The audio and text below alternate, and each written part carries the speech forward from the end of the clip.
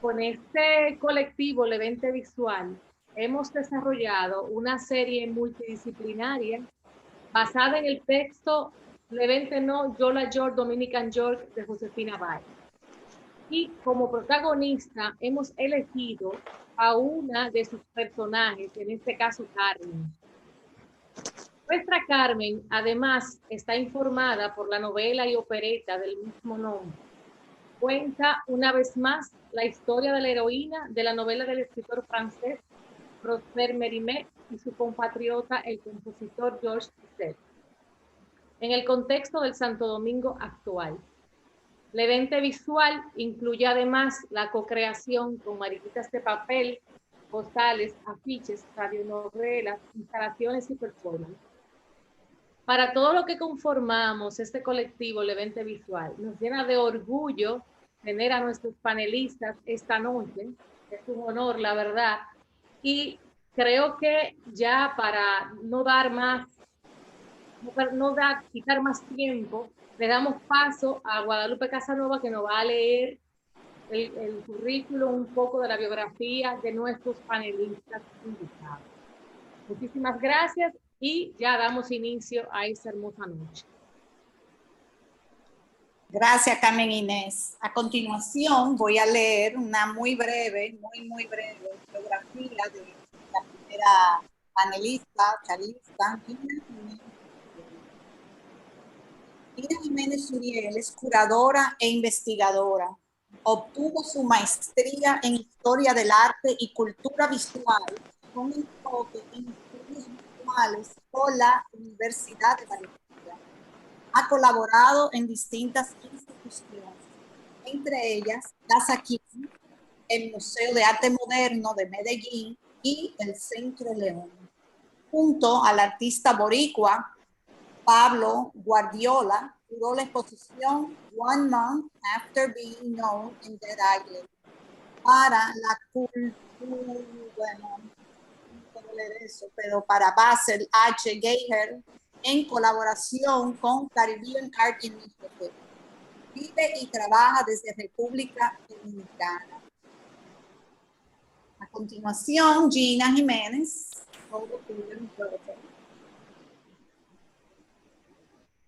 Hola, buenas noches. Bueno, agradecer la invitación en primer lugar y también como el espacio para compartir algunas reflexiones que de una forma u otra han estado en mi práctica cotidiana desde hace unos 4 años y que justamente Ciudad Carmen Ciudad permite o me va a permitir comentar un poco y hacerlo público con ustedes. Yo quisiera llevar mi participación en unos ejes donde el primero de ellos justamente el pensar Carmen como fotonovela sucede, ¿verdad?, en un espacio urbano. Y una de las primeras cosas en los que nos sitúa la fotonovela es en relación al trabajo de cuidados, y que justamente es una de las cuestiones que desde los movimientos feministas se reivindican con mayor ahínco dentro de la proyección y la planificación arquitectónica y urbana. ¿Verdad? De una forma u otra, muchísimas personas, nosotros sabemos que las ciudades actuales surgen y han sido concebidas para un supuesto sujeto universal que es un sujeto hombre heterosexual de cierto poder adquisitivo y que además tiene un acceso a unos grados de educación superior y que por ende su vida está articulada de una forma determinada a partir de una profesión, etcétera, etcétera.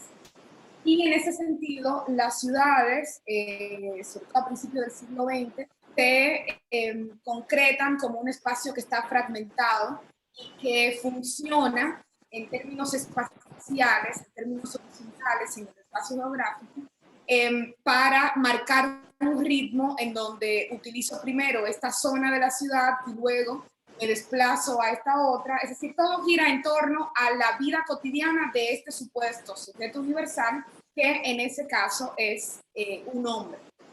Y en Carmen, justamente, señala el trabajo de cuidados desde un espacio de salud. Los cuidados es probablemente la mayor carga de trabajo no remunerado en el mundo actual y que por diversas concepciones de las sociedades se delegan en las mujeres. Y uno de esos principales trabajos está el cuidado tanto de personas de tercera edad como de la infancia, de la primera infancia sobre todo. Y justamente cuando las mujeres de una forma u otra intentamos compartimentar el trabajo de cuidados con otras cosas de nuestra cotidianidad, nos enfrentamos a una ciudad fragmentada en cuanto a su uso del suelo, que todavía habrán urbanistas que lo defienden hoy día ese modelo, partiendo, bueno, de los círculos concéntricos urbanos. Cada espacio tiene el equipamiento necesario para desarrollar la vida, pero que parte justamente de una asignación de roles y del trabajo que se supone que cada rol asume. Y en ese sentido voy luego a cómo esta fragmentación, que hasta hace poco teníamos como uso de suelo en el sector urbano, también hay un asunto como intrínseco de la disciplina de la arquitectura y de la ingeniería civil. En tanto se separa la cuestión de la infraestructura y del desarrollo vial, sobre todo de las ciudades, como una cosa que es ajena a la planificación de las edificaciones per se. Es un asunto que sucede en las academias y que desde ahí debemos empujar el que realmente hayan conversaciones más sostenidas y fluidas entre las personas que estudian ingeniería civil y las personas que trabajan desde la arquitectura. Y eso da el traste con la cuestión del transporte público, que es otro de los ejes claves dentro de Carmen, desde mi perspectiva, preparándome un poco para la conversación de esta noche. El transporte público en la ciudad de Santo Domingo, concretamente, tiene múltiples capas de abordaje. Si lo analizamos desde la perspectiva de género, justamente nos vamos a dar cuenta con que es probablemente el espacio donde se ejerce mayor violencia hacia los cuerpos que tienen disidencias sexuales o cuerpos que se identifican como mujer. En tanto, hay unos ejercicios de poder, pienso en el cobrador de la guagua pública, en el chofer, en la forma en que los cuerpos, por ejemplo, que son obesos, son tratados dentro del transporte público. Y luego la población migrante, en concreto la población haitiana o de ascendencia haitiana, o la afrodescendencia en general. Yo siempre he pensado el transporte público local como una especie de muestra del país como tal. O sea, es una especie de comunidad efímera en donde se establecen unas relaciones que dan cuenta justamente de los problemas que tenemos a escala macro. Y algo que me parece interesante es, haciendo un poco conexión entre el transporte público y la conexión con el mar en Carmen, es que la presencia del malecón es uno de los espacios actualmente más seguros, digamos, por la presencia de iluminación, por escasa vegetación, lamentablemente. Cuando pensamos desde el cuerpo mujer que habita el espacio público de la ciudad de Santo Domingo, la inseguridad es una de las cuestiones claves. Y intentando como tirar hacia mi lado, me parecía que justamente el malecón, que fuese el espacio, uno de los espacios favoritos de Carmen, dentro de este relato, da cuenta justamente de que bueno, es uno de los espacios en donde puedo andar quizá con mayor libertad porque hay más ojos en la calle, que es otra idea clave dentro de Jane Jacobs, que es una urbanista súper importante en la historiografía arquitectónica estadounidense, y lo que resalta es justamente eso, cómo el la seguridad en el espacio público para las mujeres o para los cuerpos sexodisidentes radica en cuántas personas pueden tener participación dentro de lo que está sucediendo en el espacio público y de una forma u otra apelar a al bien común y a intentar defender en caso de ciertos atropellos. Entonces sí, como por ahí iba, a mí me interesa muchísimo la parte de preguntas y de conversación, como que sea mucho más fluida y luego yo continuar desarrollando las ideas.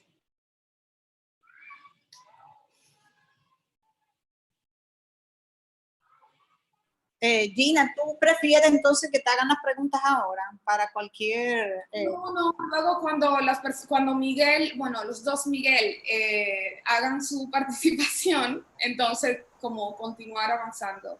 Ok, excelente. Pues gracias, Gina. Vamos a continuar. Ahora viene la presentación de Miguel de Mena. Miguel de Mena es sociólogo, ensayista, poeta, docente y gestor cultural. Desde 1985 dirige el proyecto editorial alternativo Cielo Naranja, convertido desde 1997 en espacio web. Con Ediciones Cielo Naranja ha logrado recuperar libros esenciales de la literatura dominicana, entre los que se destacan obras de José Joaquín Pérez, Amelia Francaschi, Ramón Marrero Aristi, Juan Sánchez Lamuth, René del Risco y Miguel Alfonseca. Ha participado en diversas ferias del libro y fue miembro del jurado del Premio Internacional Pedro Enríquez Ureña. Dirigió la edición y publicación de las obras completas en 14 tomos de Pedro Enríquez Ureña, auspiciado por el Ministerio de Cultura, y organizó la Biblioteca Pedro Enríquez Ureña dentro de Ediciones Cielo Naranja, la mayor colección de estudios sobre el maestro dominicano. Con ustedes, Miguel de Mena.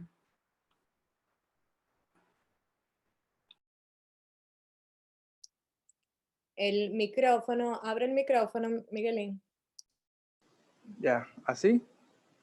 ¿Se oye? Sí, se oye, bueno, perfecto. Muy bien, buenas noches. Muchas gracias al Centro de la Imagen por esta invitación, a Esther, también por esta invitación, a Carmen Inés Bencosme por ese libro tan hermoso que ha cohecho. Es un cohecho. Y naturalmente a Josefina Báez. Con Josefina yo tengo una relación muy extraña, de demasiada admiración, casi algo sectario. Yo pensaba que después de la caída del socialismo no iba a haber nada que me motivara en términos de utopía política, pero bueno, existe Josefina Báez y yo creo que es uno de los expedientes más importantes que tenemos en la literatura dominicana y también dentro de lo que está pasando, porque la literatura uno piensa siempre que es algo de papel, de libro, de cosas que aparece como un muerto, un ataúd en una librería. En el caso de Josefina, el hecho literario muta y se convierte en performance, en calle, en movimiento, en cuerpo. Y ahora, en ese proceso de mutación casi frankensteinico al que nos tiene acostumbrada Josefina, ahora viene en formato de fotonovela. Yo me crié en el mundo de la fotonovela, en ese medio de expresión que bueno, ya es algo muy vintage y algo muy referido a una época muy particular donde la televisión no tenía ese impacto y donde en cierta medida el fotógrafo de fotonovelas era como algo así como un tipo de técnico muy rudimentario que lo que hacía era fotografiar, cortar y pegar las letras arriba. En este caso, Carmen Inés Bencosme ha hecho un trabajo formidable en la medida en la que dialoga con un texto y yo creo que en cierta medida hay un gran aporte, porque yo no recuerdo que tengamos fotonovelas. A mí me encanta porque yo pienso que en términos fotográficos es un reto también. El fotógrafo no solamente está buscando una pared o un libro, también está buscando ese diálogo con la literatura. Y en esencia la fotografía es narración. Si uno toma en cuenta los grandes fotógrafos, toda la gran fotografía narra. Cuando una fotografía no narra, quizá no es interesante, quizá es un material para un archivo. Quizá las fotografías de Blumfeld, así de las flores muertas, etcétera, quizás no narran, pero aún así pasa algo interesante. Pasó la vida por aquí. En el caso de Carmen, a mí me motivó muchísimo la dinámica que se establece, la apropiación de la ciudad, como dijo Gina ya, el tema del malecón, que para mí es un espacio fundamental de la ciudad, y también una especie de complemento o de ampliación de ese concepto de ser, de mujer que hay en Josefina. A mí no me gustaría como hacer una especie de cirugía en torno a este libro con el resto de la obra. Creo que una especie de continuidad y también de desarrollo y también básicamente de aligeramiento.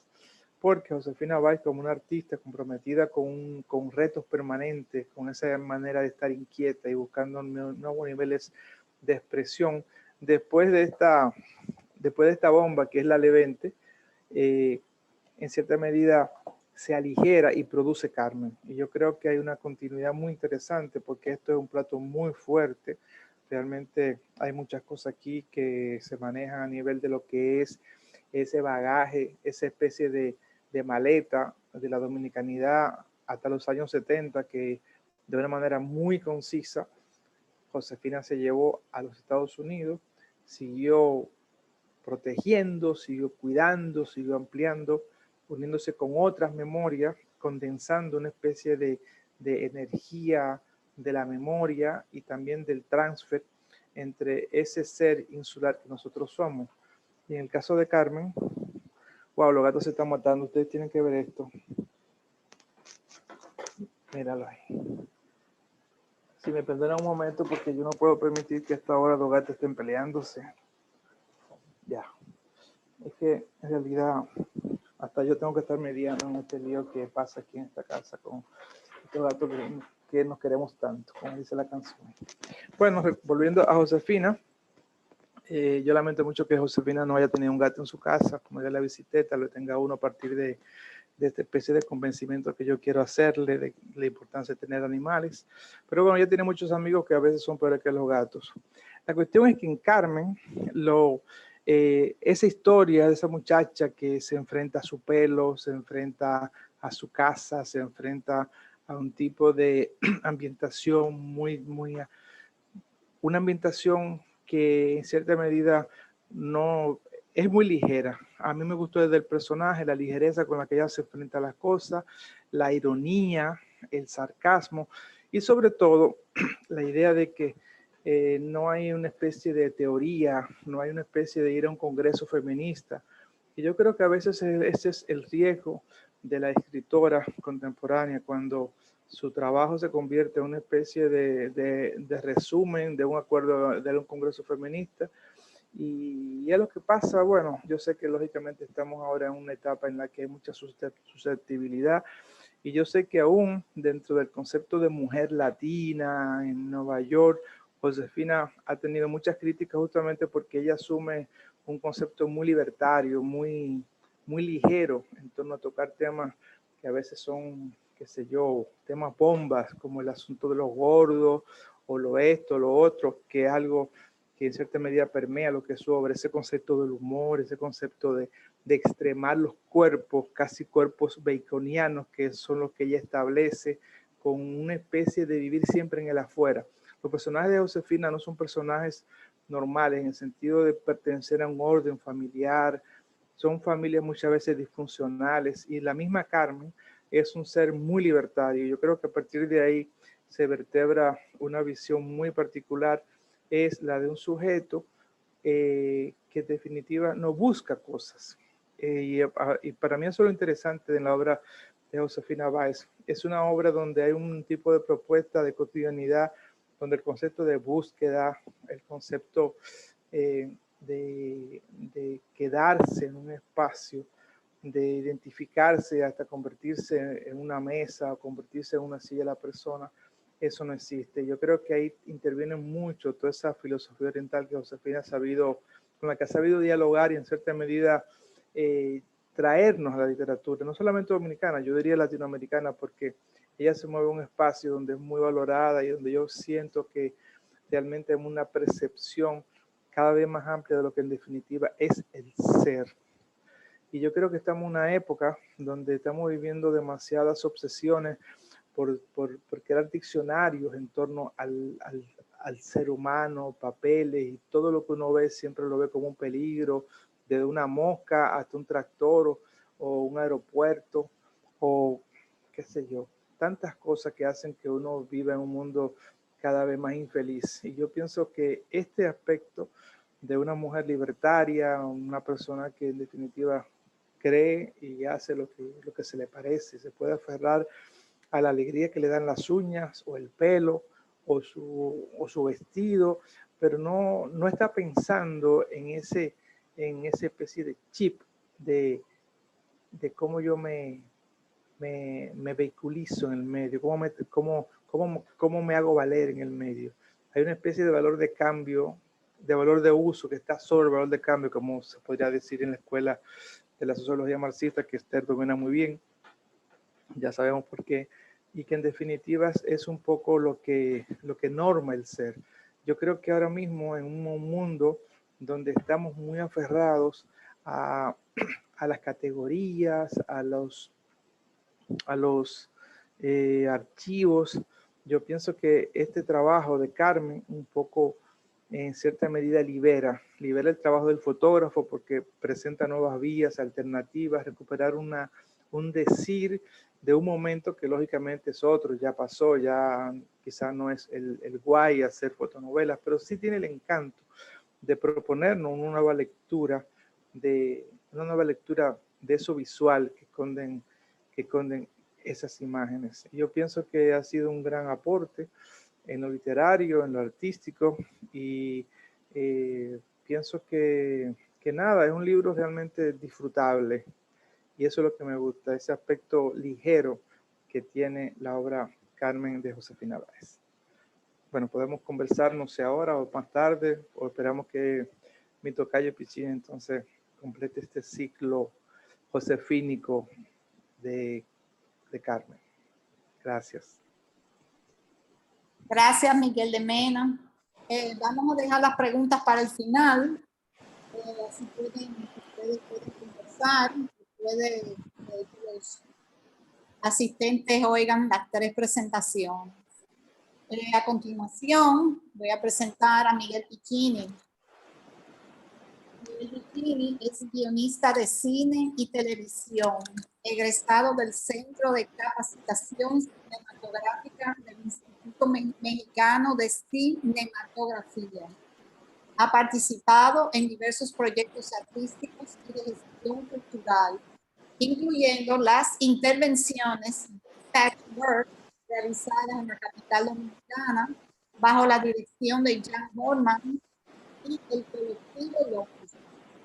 Es integrante de VIART RD, colectivo independiente de arte emergente dominicano, que realiza recorridos gratuitos por las galerías y centros expositivos de la ciudad colonial de Santo Domingo. Formó parte del equipo que rediseñó las nuevas rutas turísticas y culturales de la ciudad colonial. Ha escrito obras de teatro, programas infantiles y de viaje. Fue escritor y dialoguista de comedias, telenovelas y series de televisión azteca, MTV Latinoamérica y Nickelodeon. También es autor de guiones de cortometraje, largometraje de terror y de sonámbulos, novela transmedia para las redes sociales, publicada en el 2014. Ha impartido diversos talleres de escritura cinematográfica para el Centro Cultural de España en Santo Domingo. Fue jurado de premiación en la categoría cortometraje del Festival Outfest Santo Domingo 2013. Miguel Piccini. Gracias, Guadalupe. Gracias a todo el equipo del evento visual por la invitación al Centro de la Imagen. a mi tocayo y a Gina. O sea, ha sido un reto de verdad compartir con Gina y con Miguel en una misma noche. Yo de hecho me decía, wow, o sea, ¿de qué yo voy a abordar y por dónde voy a abordar? ¿Por dónde voy a tocar a Carmen? Como les comentó Guadalupe, yo vengo del mundo audiovisual, y por lo tanto mi presentación sí va a girar en torno a lo visual. Y de hecho voy a permitirme compartir con ustedes una pequeña presentación, un poco para ir tocando algunos temas, para que vayan entendiendo por dónde me interesa que tengamos pendiente a Carmen. Dame un segundito. Espero que la puedan ver en este momento. ¿Me confirman si se está viendo, por favor? Me imagino que sí. ¿Se están viendo? Se ve, Miguel, se ve. Se ve, perfecto. Muy bien. Como les comentaba, yo vengo del mundo audiovisual y voy a tratar de ver de qué modo los temas mujer y ciudad están presentes en Carmen. Evidentemente, en la presentación anterior sí se dieron muchas informaciones sobre el concepto de mujer, sobre la situación de las mujeres en la actualidad. Yo me tomo el atrevimiento de utilizar esta frase porque para mí fue muy útil para contextualizar la presentación. La leo brevemente. En América Latina, la ciudad, las calles y el transporte no son territorios neutrales para el género.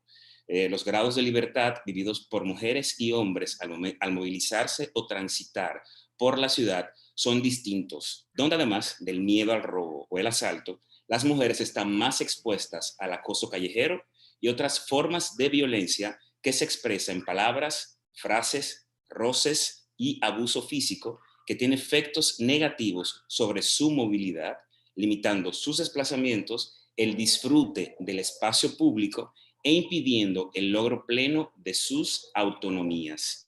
Quienes escriben son Patricio Rosas y Liliana Salazar, y están citados por Gabriel Pérez en este estudio sobre políticas de movilidad en América Latina que publicó la CEPAL el año pasado. ¿Por qué me interesaba comenzar con esta frase?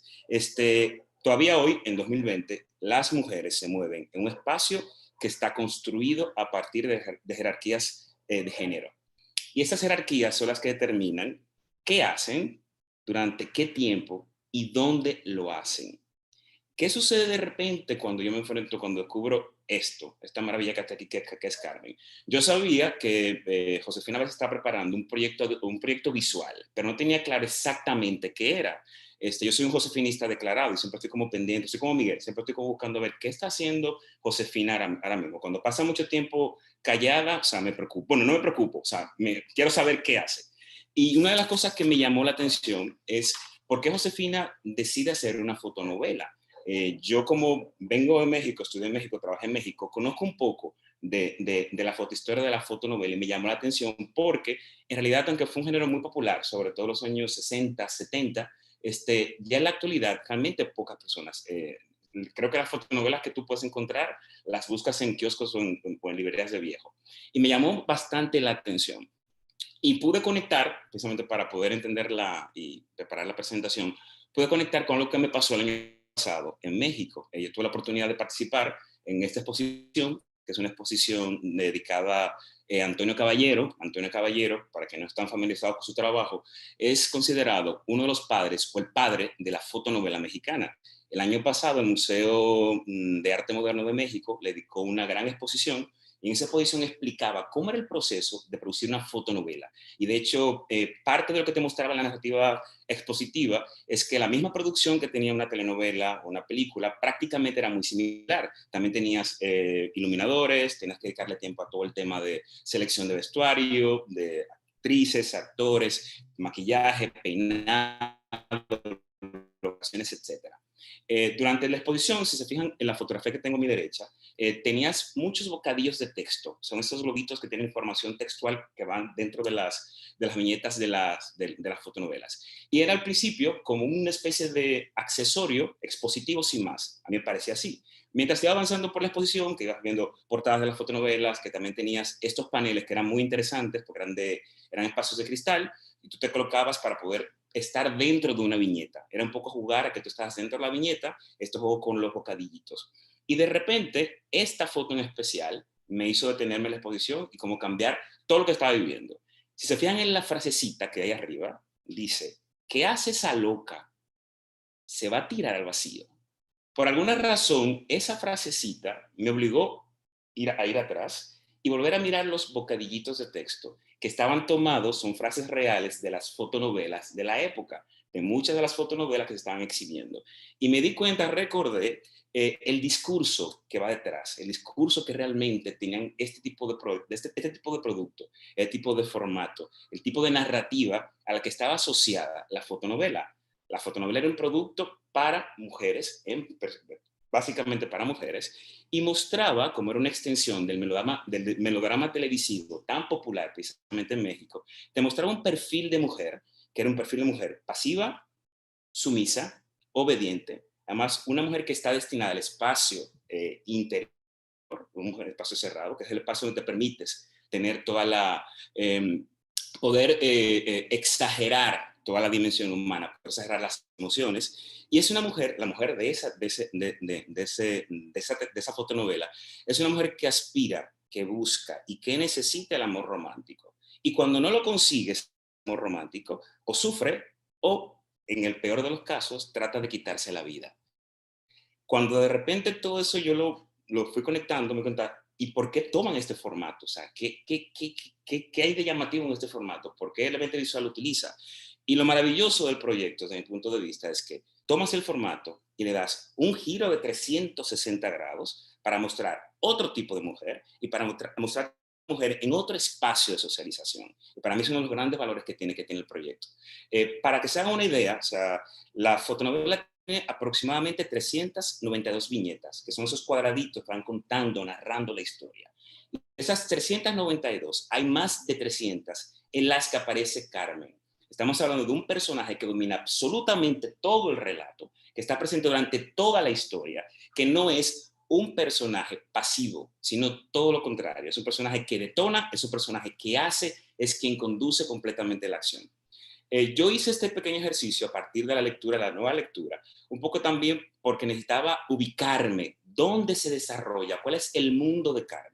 Y una de las cosas que me encanta, para que se hagan una idea, esto no es muy científico, por decirlo de algún modo, yo lo que fui haciendo es que a medida que veía una mención, le iba aumentando el tamaño para ver qué tan importante era, o dramáticamente tan importante era dentro del relato.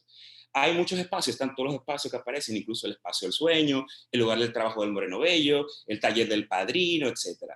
Y los espacios que más se repiten, los que tienen más importancia dramática, son los tres que están en rojo. Ciudad Colonial, la calle, que está representada de muchas formas, y el malecón de Santo Domingo, que es prácticamente, como mencionaba allí al principio, es como el gran espacio de Carmen. Es muy interesante el tipo de interacción que Carmen tiene. Y además lo comento de Carmen como personaje. O sea, recuerden que estoy haciendo una especie de análisis así un poco rapidito de cómo es la narrativa de esta fotonovela. Una de las cosas también muy interesantes es cuando interacciona con personajes fotográficos, al igual que ella. En algunos casos tenemos a ese personaje que es el que determina la composición de la viñeta, o sea, como lo tenemos, por ejemplo, a la izquierda, y siempre que interactúa, realmente el segundo personaje no tiene tanta importancia visual. O sea, seguimos a esta mujer que es protagonista absoluta de la viñeta y por tanto el relato. Y pasa igual también cuando interactúa, por ejemplo, con hombres, por ejemplo. Toda la secuencia esa fantástica de la guagua. O sea, sucede igual. Ella es de algún modo la que conduce la acción y la que realmente es la reina del cuadro. Cuando interactúa con personajes ilustrados, que es otra de los grandes detalles que me gustan de la fotonovela, la tenemos siempre en unos primeros planos. O sea, aunque hay secuencias en las que no sucede, pero por lo general siempre la tenemos a ella en un primerísimo plano interactuando con un personaje que está ilustrado, que realmente no tiene tanta importancia para el relato, porque nos importa ella. Ella es la dueña de la viñeta, que luego se va a convertir en dueña del espacio social de la ciudad. ¿Qué nos muestra con todos estos pequeños espacios? Es esto, desde mi punto de vista, es la cotidianidad vista desde la felicidad. O sea, hay una cotidianidad que Carmen reivindica de muchas formas. Eso lo vamos a ver cuando está en espacios interiores, cuando visita o recibe visitas, es la Carmen feliz. Cuando va a algo tan simple como comprar un vestido, cuando está regando las plantas, cuando va al taller del padrino. O sea, lo que está es celebrando ese estar, celebrando ese ser. O sea, para mí es un gran valor partiendo del personaje. Eso lo vemos cuando están en espacios interiores. ¿Qué pasa cuando sale? Esta frase que para mí es una de las que más me gustan de la fotonovela, define muchísimo dónde va. O sea, soporto dar una vuelta sin tener destino particular. O sea, estamos hablando de una mujer completamente autónoma, que no solamente decide cuándo ir y a dónde ir, sino si no tiene destino, no importa porque yo lo voy a descubrir. O sea, no es una mujer que sigue pautas. Y para mí es como la clave para poder entender cómo Carmen se vuelve en ese espacio, que por lo general es opresivo, es agresivo, es limitador con las mujeres. Eso no lo podemos evitar. Todavía el día de hoy esto sucede. Aquí están los grandes espacios que vimos al principio.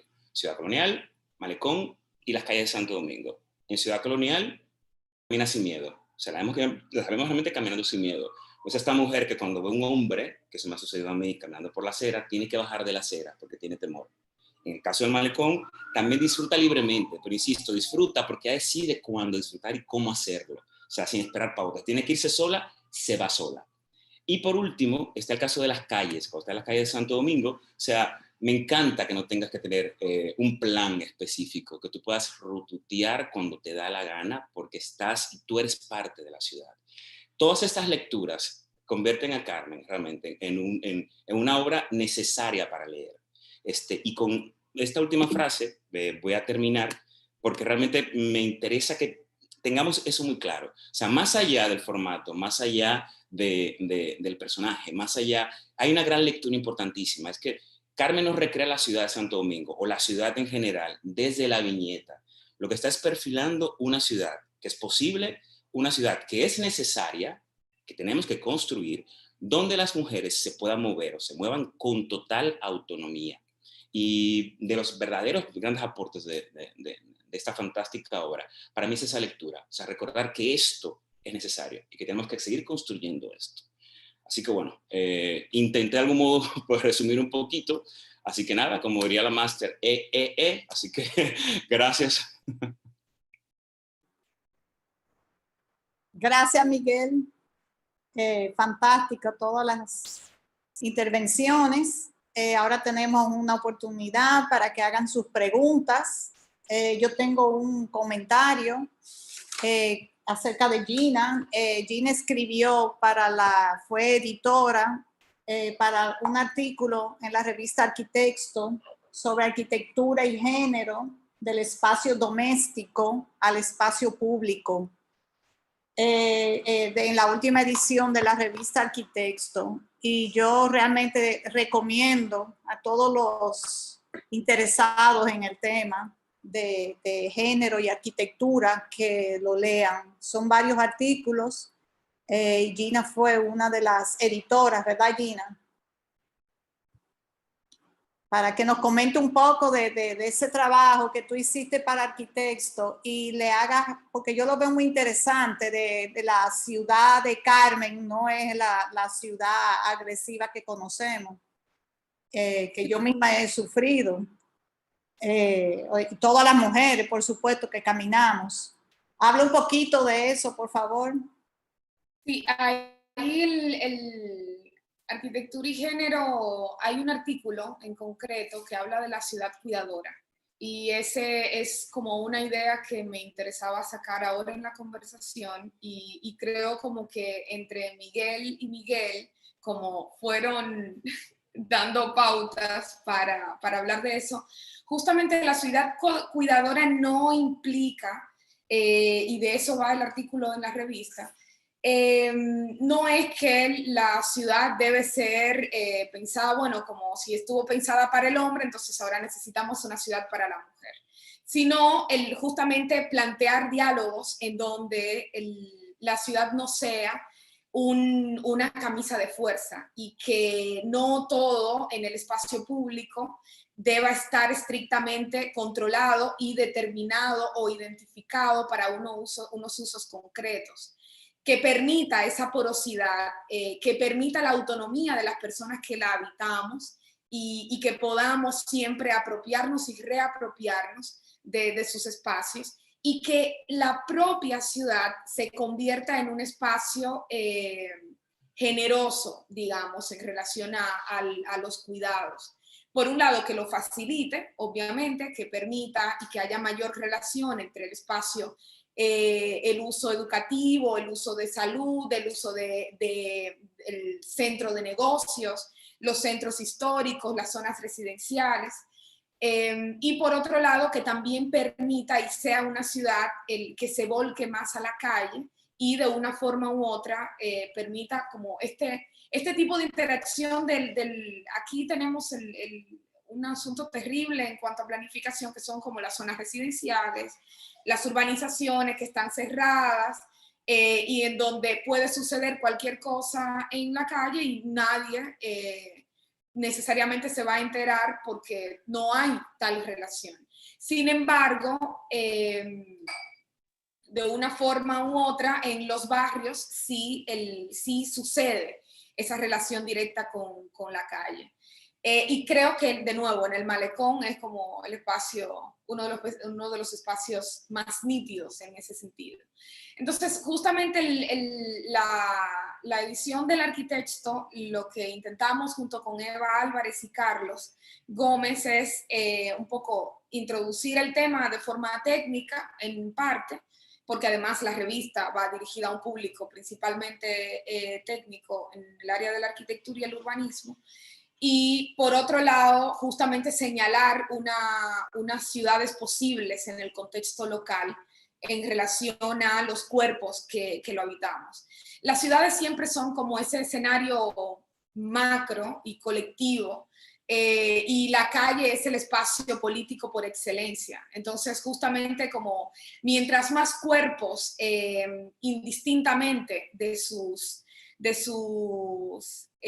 roles dentro de la sociedad, puedan habitarlo y hacer vida en él, pues eso va a repercutir en una sociedad radicalmente mucho más democrática. Y por otro lado, quisiera destacar justamente algo interesante con Carmen, es que si bien sucede en algunas escenas en el espacio interior, es un espacio permeable. Y justamente los feminismos de principios del siglo XX, vistos desde la arquitectura, tienen un empuje en términos, porque al final como la arquitectura y el urbanismo condiciona la forma que nosotros pensamos, o sea, es como no se sabe quién es la gallina y quién es el huevo, entre quién construye o si la ciudad nos construye a nosotros o el edificio en donde habitemos. Y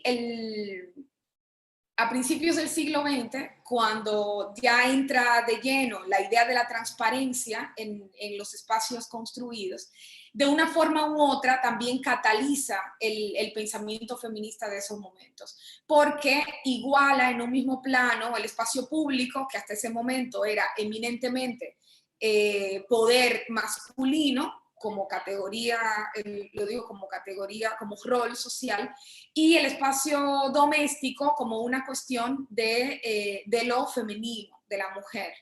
Y en ese sentido también me parece interesante cómo Carmen, tú sabes, tumba esa cosa, bueno, ahora sí estamos solo en lo interno, y entonces ahí sucede una dinámica muy de lo interno.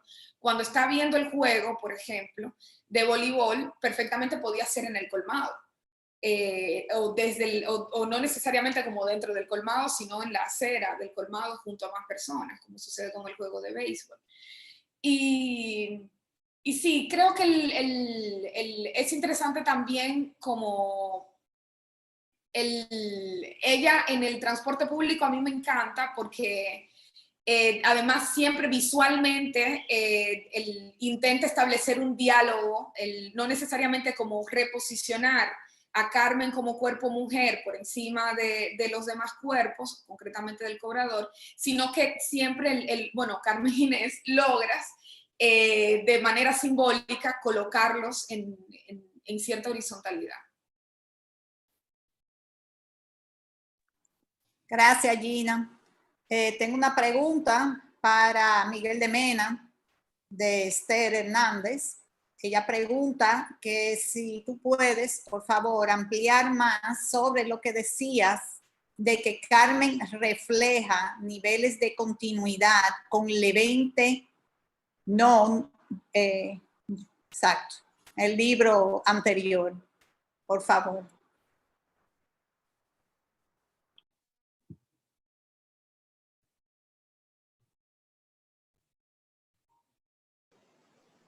¿Me oyen? Ahora, mira, nosotros somos un país muy contradictorio. Fuimos la primera ciudad de América y sin embargo, 500 años no hemos aprendido a cómo ejercer la ciudad. Entonces tenemos muchas ciudades que se han ido yuxtaponiendo. Pero hay muchas personas como Josefina Báez que no pasaron por esta ciudad y que se fueron de la Romana a Nueva York. Y ahí crean una especie de ejercicio rizomático con el espacio, con todo eso que nosotros entendemos que es lo dominicano, que para mí es algo que no existe, es una especie de acuerdo que uno establece.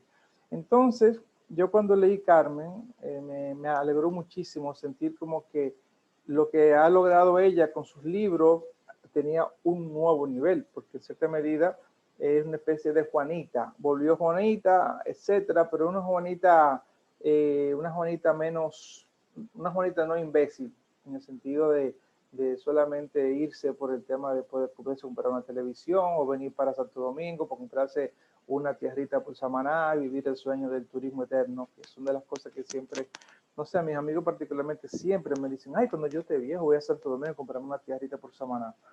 Ahora parece que están cambiando porque el peaje le ha puesto difícil el acceso a Samaná. Pero el tema está en cómo en esta obra, en cierta medida, se da continuidad y se amplía.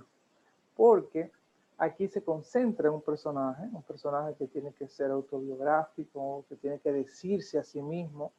Y yo quería agregarle algo a Gina, lo que estaba diciendo con respecto a la literatura de la mujer y el empoderamiento, etcétera, etcétera. Hay muchas mujeres, o no muchas, hay 2 o 3 mujeres dominicanas que lamentablemente son totalmente desconocidas porque no se la ha leído. Hay una cosa que se llama figura autoral. En la literatura dominicana, quien no se faja a hacer publicidad no llega a ningún plano literario. Y las mujeres que quedan son mujeres que tienen publicidad. Hay muchas mujeres que no tienen publicidad y que han hecho una obra fundamental, como Amelia Francasi, por ejemplo, que es la primera novelista dominicana. Y si uno lee la novela de Amelia Francasi, se da cuenta de una mujer que vivía muy particularmente. Yo hago ese enlace con Josefina y con Amelia Francasi, porque Amelia Francasi en su infancia aprendió francés en Curazao y vivía, tenía correspondencia con Pierre Loti, un escritor francés, simbolista, etc. Y vivía en un mundo francés de revista. Ella vivía en París, aunque vivía toda su vida en la calle Arzobispo Noel. Y entonces ella logró un transfer entre todo ese mundo, esa simbología parisina, europea, de gran ciudad, y hizo dos grandes novelas que lamentablemente no se han leído en nuestro país. Nosotros en Cielo Naranja reeditamos una de ellas, que se llama Francisca Martinoff. Y es una autora súper interesante y valiosísima. Entonces, ese decir mujer, ese decir espacio, yo pienso que lamentablemente está muy condicionado por esa especie de esa figura autoral. En el caso de Josefina también.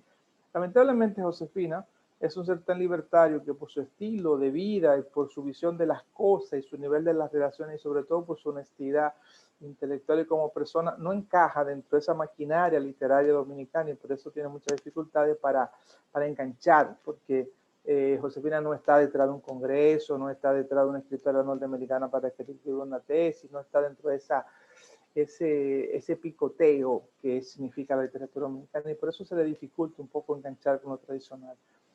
Pero con esta obra, pero lo interesante es que está haciendo una obra y con Carmen logra un nuevo nivel, un nuevo piso. Y lo más interesante que es su primer libro prácticamente, vamos a decirle así, publicado en Santo Domingo, es decir, que tiene un lanzamiento local y que gracias al trabajo de Carmen Inés Bencosme y a la calidad del trabajo, y bueno, yo pienso que tiene todas las posibilidades de quedarse entre nosotros en el sentido de generar, como se está haciendo ahora, nosotros estamos en esa dinámica, generando una conversación en torno a la importancia de ese trabajo.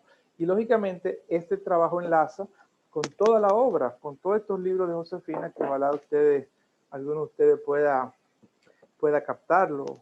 Por ejemplo, extremos de libros, como son el Concrete Pleased and Plain, y este libro. Son 2 extremos porque en uno, Josefina está planteando un nivel muy tranquilo, una especie como de un mantra de las cosas que más la convencen a ella, que es ese aspecto nirvánico de la vida, ese aspecto de esa bondad ante las cosas, ante lo que las rodea. Josefina es muy bondadosa.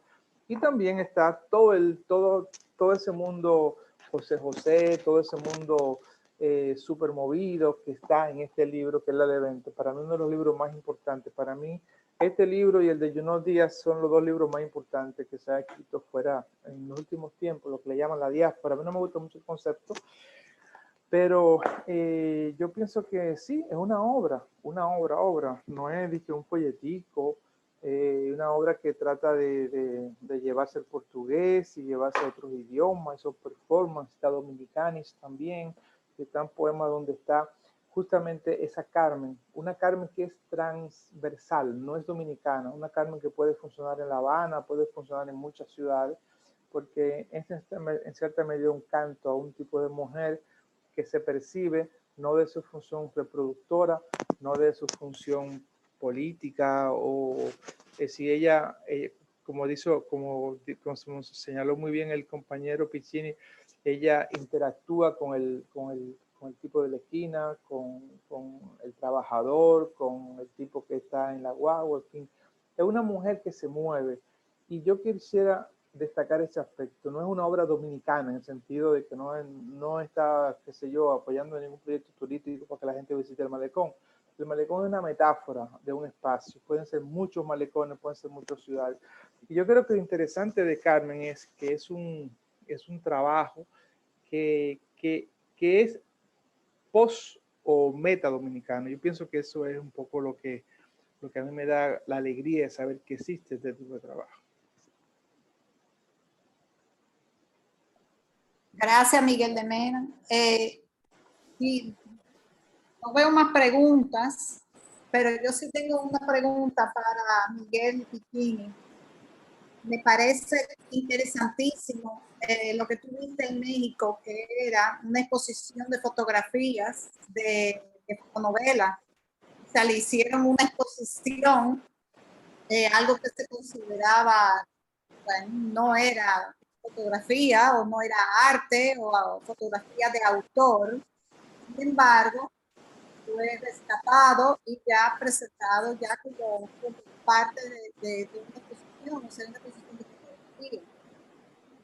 Comentan como más de eso, de cómo llegaron hasta ahí, porque las novelas es un género que yo pensaba que estaba descontinuado. Sin embargo, veo que no, que siguen publicándose fotonovelas, porque no para todo lo público, me imagino, para que tú no, como que me digas como un poco más de esa idea de la exposición, por favor. La exposición realmente se centra en el trabajo de Antonio Caballero, que comentaba Antonio Caballero, que se considera el padre o uno de los padres de la fotonovela mexicana. En realidad lo que hicieron en esa exposición, el Museo de Arte Moderno de México, es rescatar parte de su trabajo entre finales de los 50 y principios de los 80 para mostrar precisamente todo el proceso, todo lo que había detrás en la producción de las fotonovelas. Insisto, en México realmente la relación que se tiene con la fotonovela pasa también con otros países como por ejemplo Argentina, que también tuvo mucha gran producción de fotonovela.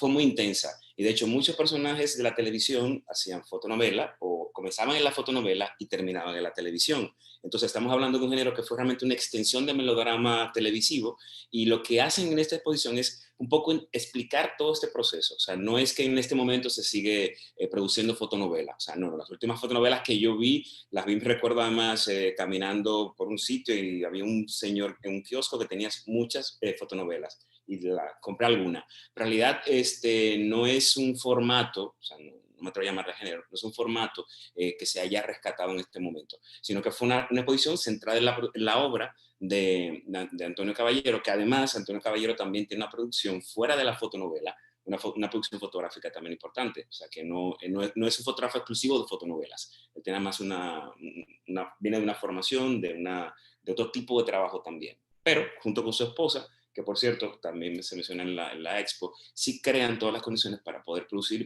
muchas fotonovelas. Gracias. Sí, ¿alguien tiene alguna otra pregunta? Estoy aquí mirando el chat.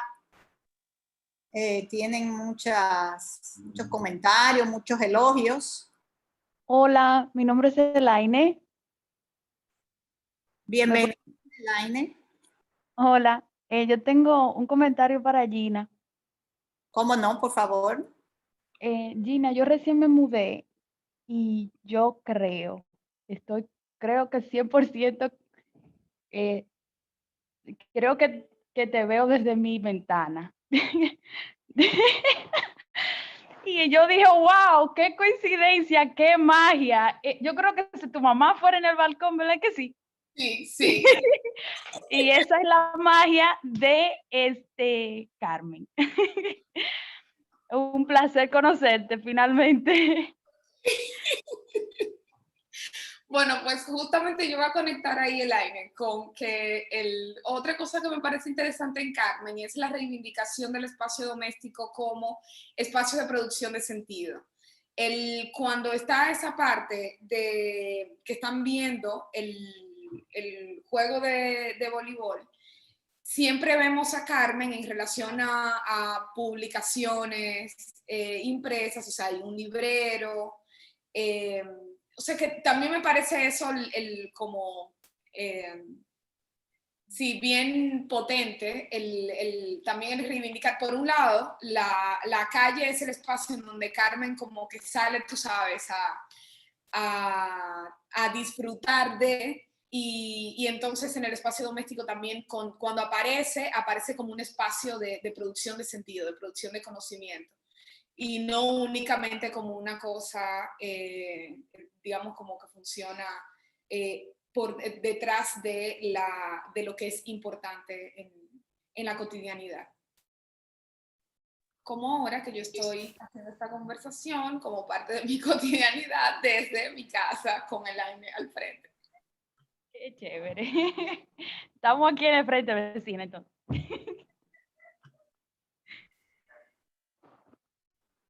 Bueno, tengo una pregunta de Paula Gómez para Carmen Inés Bencosme. Paula pregunta, o mejor dicho, desea que Carmen Inés nos cuente un poco sobre el proceso creativo de Carmen, por favor. Bueno, la verdad es que falta la charla del proceso creativo. Hoy los protagonistas son Miguel Piccini, Miguel de Mena y Gina. Viene una próxima charla de Carmen con el proceso creativo junto con Pilar Espinal, que es la performera.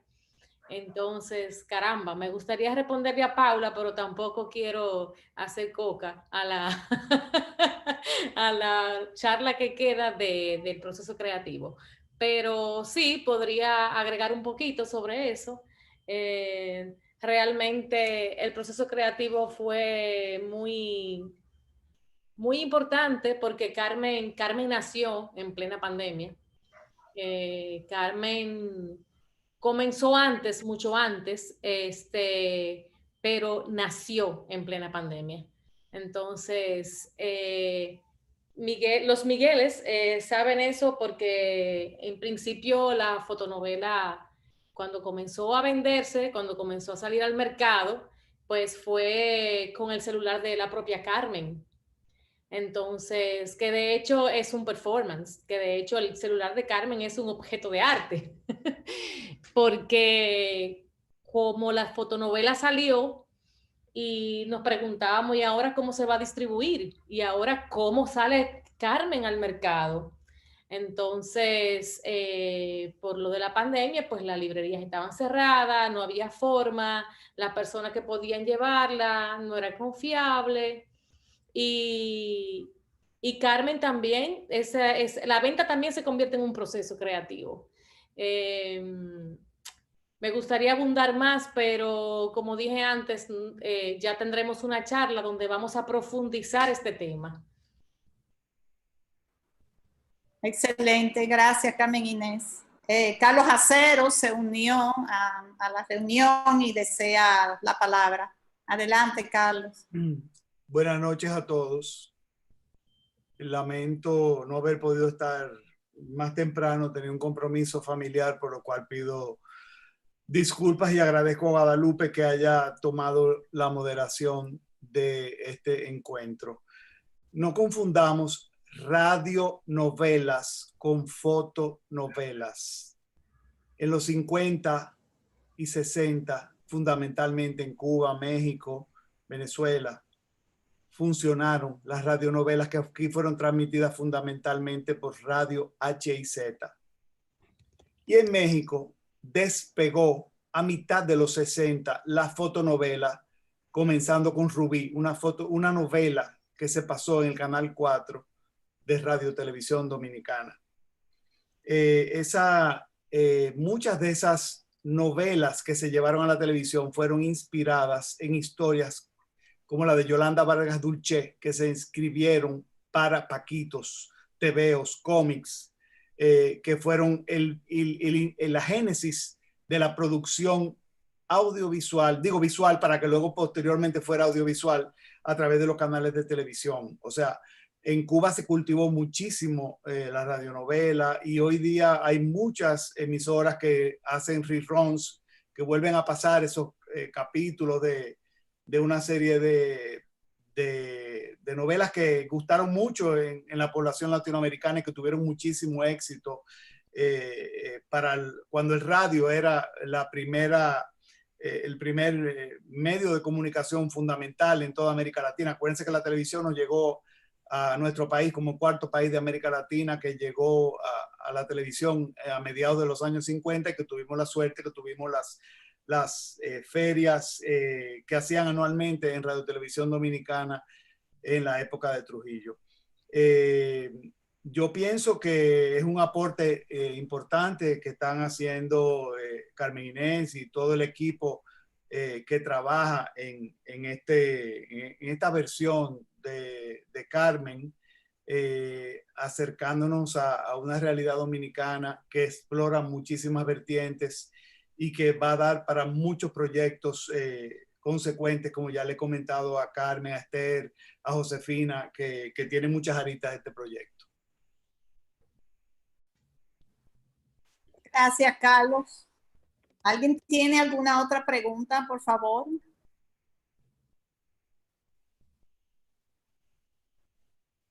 Sí, Esther, por favor, adelante. Sí, me estoy aprovechando, como no, como no hay otras preguntas ahora. Algo que conversábamos en el primer encuentro, que yo planteaba en mi intervención en el primer encuentro que hicimos de esta serie, me parece que coincide con algunas de las cosas que planteaba Miguel Piccini, que planteaba también Miguelín de Mena, pero especialmente Miguel Piccini. Y entonces le quería preguntar a los dos, a los tres en realidad,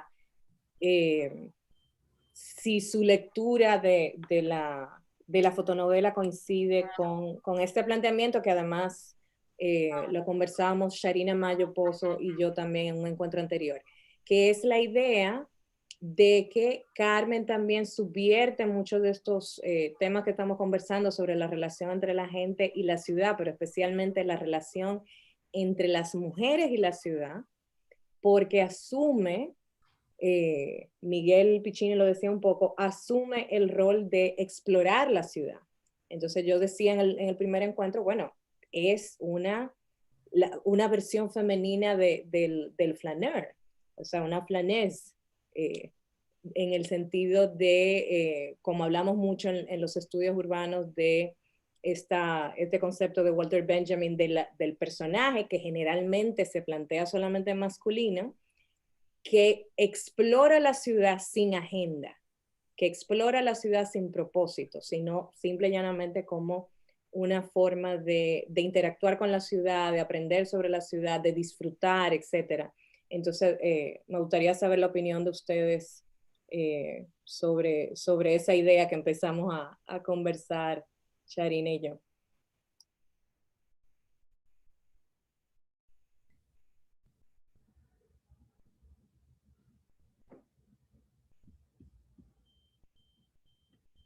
Están decidiendo cuál va.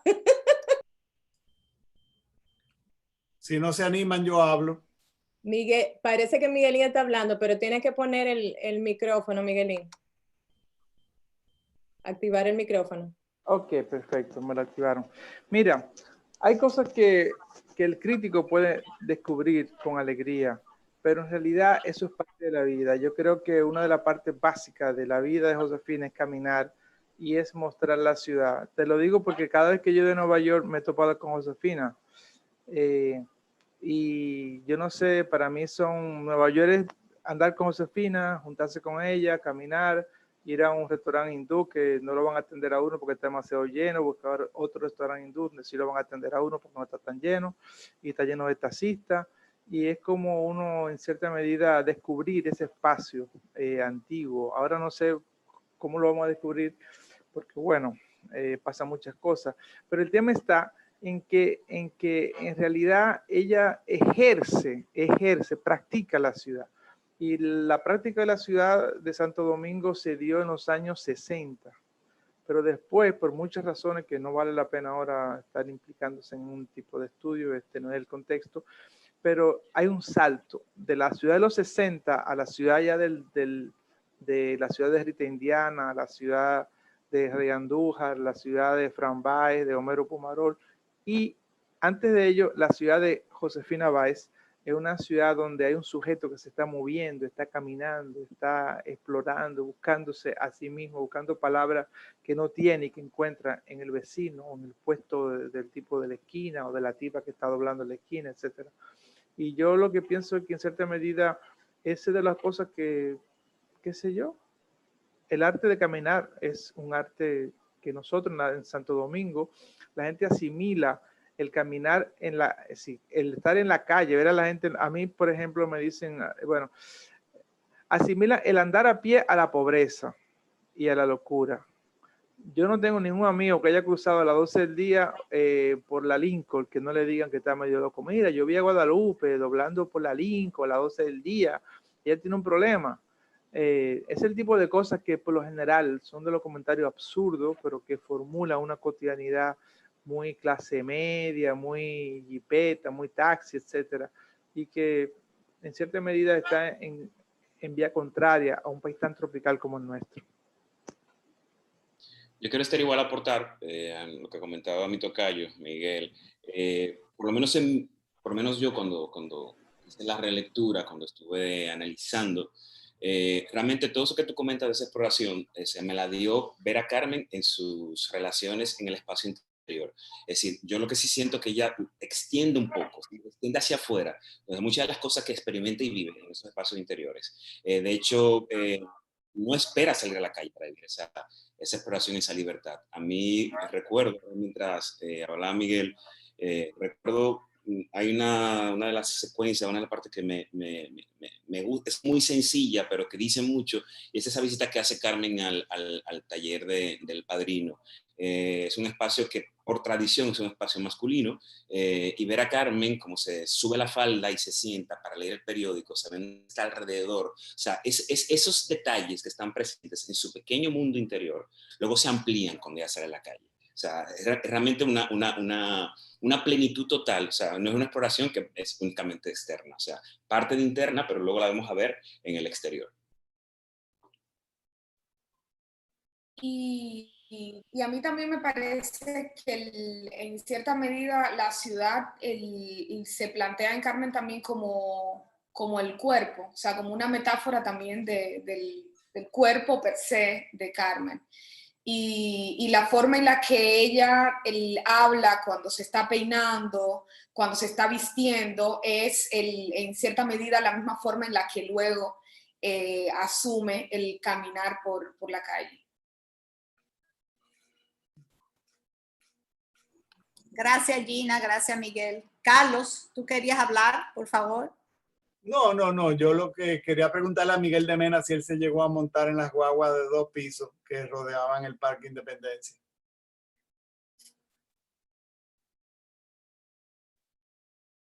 El micrófono, Miguel.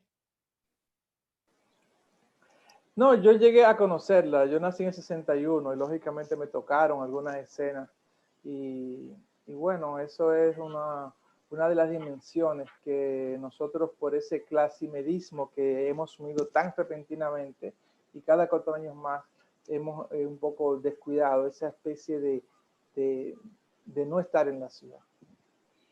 ¿Y qué te parece, Miguel, la intervención que se hizo en el primer gobierno de Balaguer, ya casi entrando en los años 70, de toda nuestra ciudad colonial, donde se puso en valor la mayoría de los inmuebles coloniales importantes? Bueno,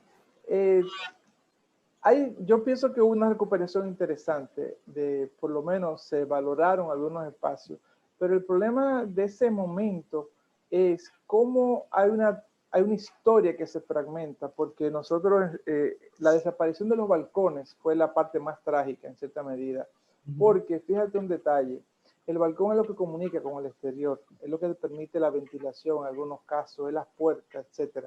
Y en muchos edificios se tumbaron los balcones, se tapiaron las ventanas para que años después le hicieran un hoyo y metieran un aire acondicionado, que es lo que pasa en un espacio tan importante como la Casa del Cordón, por ejemplo, y en muchísimo espacio. Pero bueno, es un tema que un poco excede lo que es el punto de Carmen. La idea, yo pienso, básica es que este libro en cierta medida sitúa una especie de ciudad libertaria que comienza con nosotros, con ejercer la ciudad. Yo pienso que eso es lo importante. No asumir el libro como una especie para salir a la calle y protestar solamente, pero sí un poco como una ventilación para uno sentir que la ciudad le pertenece, ya sea a Santo Domingo, Nueva York, aquí en Berlín, y que en cierta medida es lo que está permeando. Aquí hay un movimiento muy fuerte que se llama reclamar las calles, y eso es, yo pienso, importante. En la calle como un espacio de todo. Y es lo que hacemos en cierta medida en Cielo Naranja con el Parque de los Poetas. Esperamos que ustedes vayan cuando hagamos nuestra próxima fecha del libro. Y el concepto de flaner que habla Esther y que ya lo externó en un encuentro anterior, ¿ustedes coinciden en que esa mirada fue eminentemente masculina, sesgada de la femenina?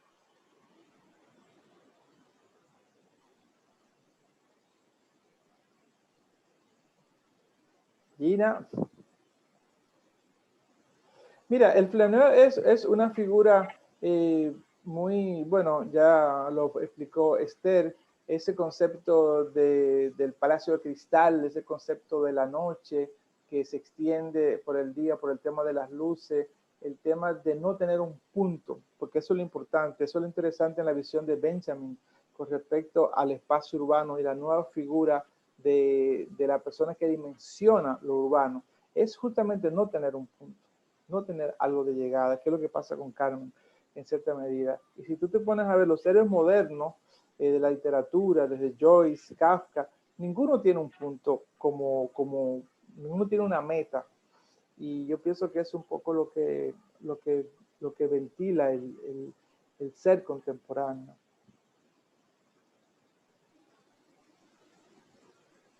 ¿Algún otro comentario, Gina, Miguel? Bueno, pues agradecemos a todos su presencia, le agradecemos a los panelistas. Guadalupe, perdón, creo que Gina tenía un comentario que abrió el micrófono. Ah, bien, perdón. Adelante, Gina. La pregunta de Carlos, no sé si se sitúa en cuanto al flaner como en su origen o en relación a la idea de flaner en Carmen. De la idea del flaner en Carmen. Ah, ok. Bueno, creo que un poco lo abordamos hace un momento y ahí lo único que agregaría también es que en términos visuales la ciudad que se nos presenta en Carmen es una ciudad, justamente lo que dice Miguel de Mena, que es ejercita la autonomía en la manera en que no se presenta un escenario mayor a la escala de a pie, de andarla a pie. O sea, siempre que Carmen aparece en el malecón o en la calle, aparece en unos cuadros de imagen visual que están a una escala humana. justamente me parece que en contraposición a estas ideas de la ciudad como una maquinaria de producción en donde cada vez tiene que ser un aparato mucho más gigante y en donde lo humano y como esta cuestión de, sí, lo cotidiano de cruzar la calle al café de enfrente se va reduciendo.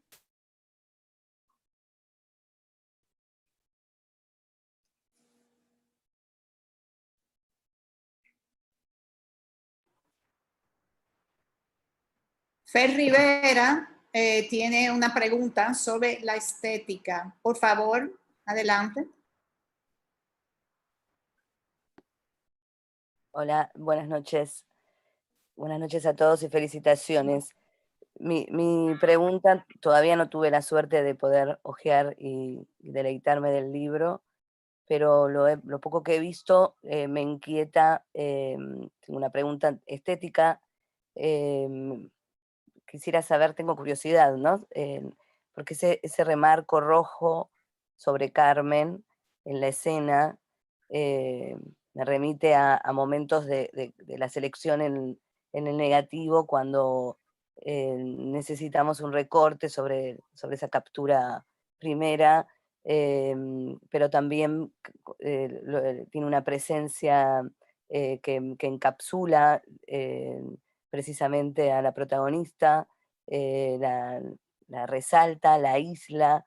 Entonces, nada, preguntar sobre tal vez ese código que a lo mejor es un acertijo que uno debe descubrir en el libro, pero bueno, me inquieta porque he visto en el Instagram tal vez de Carmen seguir haciendo eso en algunas murales o texturas, y me pareció siempre muy interesante. Si me permiten, creo que te puedo responder. Si te refieres a la presentación, en realidad cuando veías ese recuadrito rojo sobre la viñeta, simplemente yo destacaba el papel que ocupaba Carmen dentro de la viñeta en términos de composición. O sea, realmente en el libro, cuando ves la obra, no aparecen esos recuadritos rojos. O sea, eso lo utilicé yo para poder un poco destacar el personaje dentro de la viñeta, un poco para que tengamos en cuenta cuando manejaba primeros planos, cuando era el centro de la composición, cuando estaba relacionándose con otros personajes fotografiados o ilustrados. Pero en realidad en la obra no están esos recuadros rojos. Entonces te armé otra obra. Total. Pero me parecía súper interesante ese juego también. Me lo imaginaba dentro del libro, ¿no es cierto? Como un macro o como un detalle, una aproximación arbitrario, porque era forzoso, pero me generaba cosas violas. Lo que pasa es que, no hay problema, Fer, lo que pasa es que coincide justo, Miguel, que yo tengo una serie donde yo utilizo esa línea roja. Claro. Ahí está la confusión. Entonces pensé que también era el juego visual que te había quedado como creadora en hacer esos recortes. Nada que ver. Es muy fotográfico. Bueno, interesantísimo. Sí. Gracias, Fer. Agregando a lo que dice Fer, es importante porque yo creo que cuando uno coge Carmen la primera vez te permite múltiples lecturas y a veces va a los que peinamos canas, nos permiten echar años atrás y concentrarnos en una ciudad que conocimos y, como bien dice Miguel, ya no tenemos. O sea que yo creo que también esa es la virtud de Carmen, que te permite en diferentes generaciones pues, poder vincular cosas que tú viviste. Y eso lo vimos en el primer encuentro que tuvimos con Carmen. Hay una señora que hablaba del barrio de San Carlos, y evidentemente el que no conoce el barrio de San Carlos no tiene ningún tipo de referencia, pero ella hacía referencia a acciones que ella veía en Carmen, que la retrotraían a un pasado que ella había vivido en la ciudad colonial y en el primer ensanche que salió fuera de la ciudad de Intramuros, que fue San Carlos.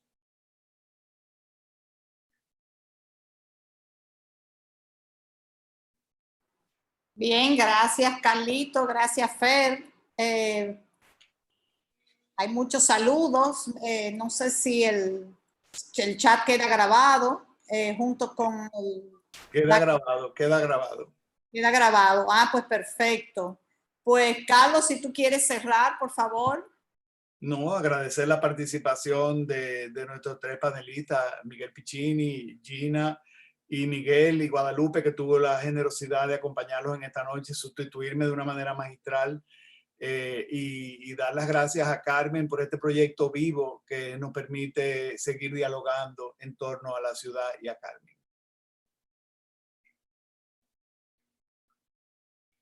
Un fuerte abrazo para todos y esto va a quedar grabado lo vamos a subir en nuestro canal de YouTube, cosa de que después muchas más personas lo puedan seguir disfrutando.